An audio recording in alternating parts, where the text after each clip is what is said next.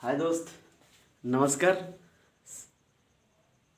Science and technology से आइए आज हम लोग पढ़ेंगे इंटर का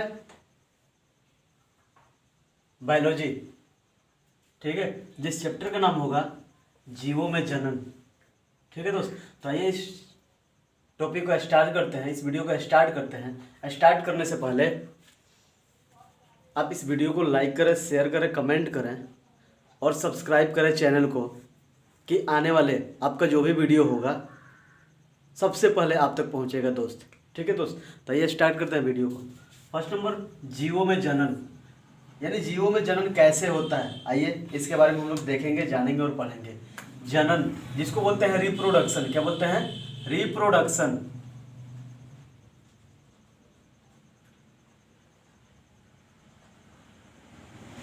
जिसको बोलते हैं रिप्रोडक्शन, यानी मानव जीवन में यानी ह्यूमन बॉडी में ये रिप्रोडक्शन कैसे होता है, कैसे कार्य करता है, इसके बारे में हम लोग पढ़ेंगे और चर्चा करेंगे। तो ये स्टार्ट करते हैं। जनन जीवों का एक ऐसा अति महत्वपूर्ण लक्षण है। जनन जीवों का एक अति महत्वपूर्ण लक्षण है। यह एक अति आवश्यक कर है कि जनन जीवों का एक अति महत्वपूर्ण लक्षण है। यह एक अति आवश्यक जैविक प्रक्रिया है, जिसके द्वारा आगे है कि जिसके द्वारा न सिर्फ जीवों का उत्तरजीविता में मदद मिलती है, बल्कि इससे जीव जाति की यानी समस्त जाति की यानी ह्यूमन जाति की या एनिमल्स जाति की यानी पूरे फैमिली, इनकी जो भी मतलब क्लासिफिकेशन है, इन जीव जातियों पे निरंतरता, अभी इनकी जो जाति है जीवों की, इनकी जातियों पे निरंतरता भी बनी रहती है। ठीक है दोस्त, जनन जीवों के अमरत्व में भी सहायक होता है। जनन से जीवों की संख्या बढ़ती है। कह रहा है कि जो हमारा रिप्रोडक्शन होता है, उस रिप्रोडक्शन में, ठीक है दोस्त, उस रिप्रोडक्शन में क्या होता है? जनन होता है। वो रिप्रोडक्शन जो है, वो जो जनन है, वो क्या करता है? एक ऐसा माध्यम है जिसके द्वारा लाभदायक विभिन्नताएं एक पीढ़ी से, ठीक है, एक पीढ़ी से दूसरी पीढ़ी तक स्थानांतरित होती है।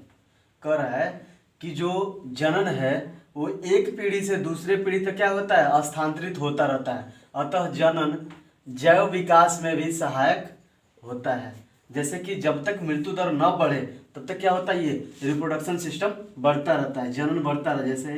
जैसे कि अगर ह्यूमन में अगर ट्रायल किया जाए तो एक ह्यूमन से हो सकता है 2 या 4 या 5 या 6, तो इनसे भी 6 से 8 या 10 या 15 या 20 ऐसे हो सकता है। तो इस जब तक इनकी मृत्यु ना हो जाए तब तक क्या होता है? ये रिप्रोडक्शन सिस्टम चलता रहता है। आगे, इन समस्त कारणों के आधार पर कहा जा सकता है कि जनन या रिप्रोडक्शन जीवों के लिए अनिवार्य है। कह रहा है कि इन समस्त कारणों के आधार पर कहा जा सकता है कि जनन जीवों के लिए अनिवार्य है।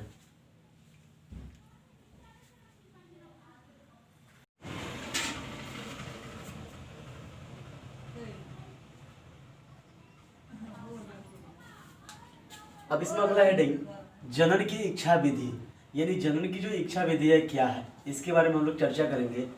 जनन अर्थात रिप्रोडक्शन,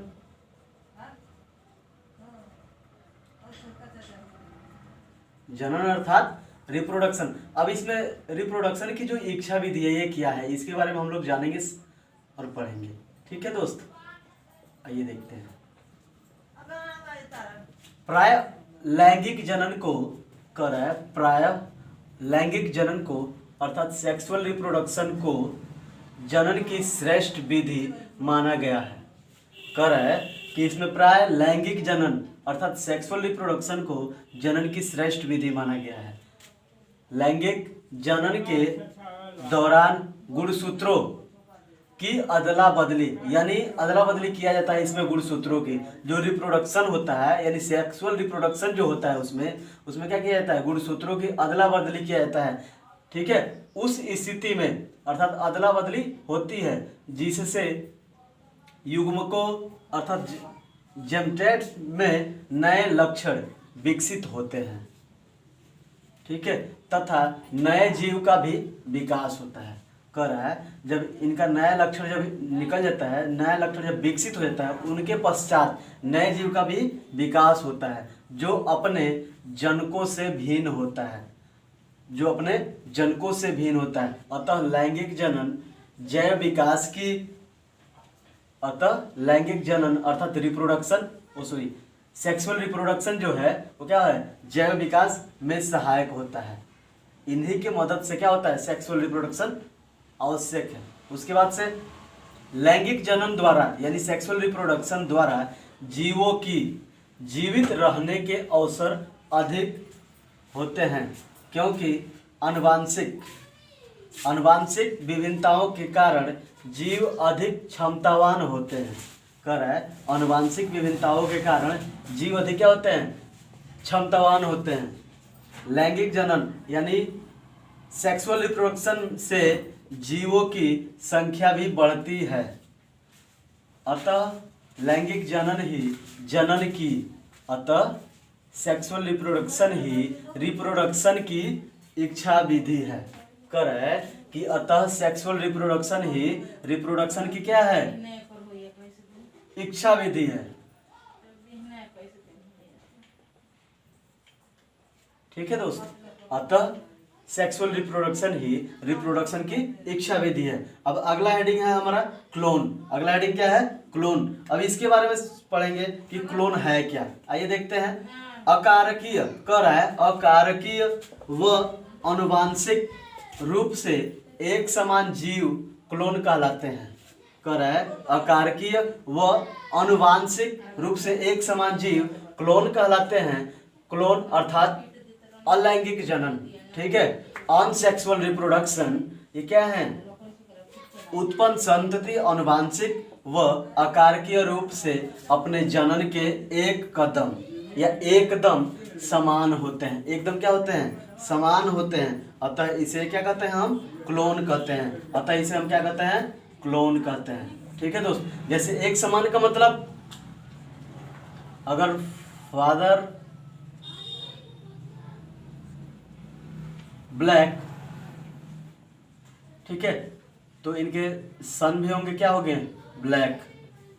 ठीक है, बट इनके डीएनए के ऊपर निर्भर करता है, जाइगोट के ऊपर निर्भर करता है। सेम इसमें ये कह रहा है कि अकारकीय अनुवांशिक से एक समान जीव क्लोन कहलाते हैं। अलैंगिक जनन यानी अनसेक्सुअल रिप्रोडक्शन द्वारा ही उत्पन्न संतति अनुवांशिक व अकारकीय रूप से अपने जनन यानी रिप्रोडक्शन के एकदम समान होते हैं। अतः इसे क्लोन कहते हैं। तो thanks for watching. Next video में मिलते हैं। धन्यवाद।